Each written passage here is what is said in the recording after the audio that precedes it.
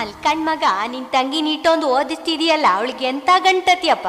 Suit boot ವೀರನ ಜೋಡಿ ನೀಡುವೆ, ಅಂಬಾರಿ ಮೇಲೆ ಅವಳ ಮೆರವಣಿಗೆ ಮಾಡುವೆ.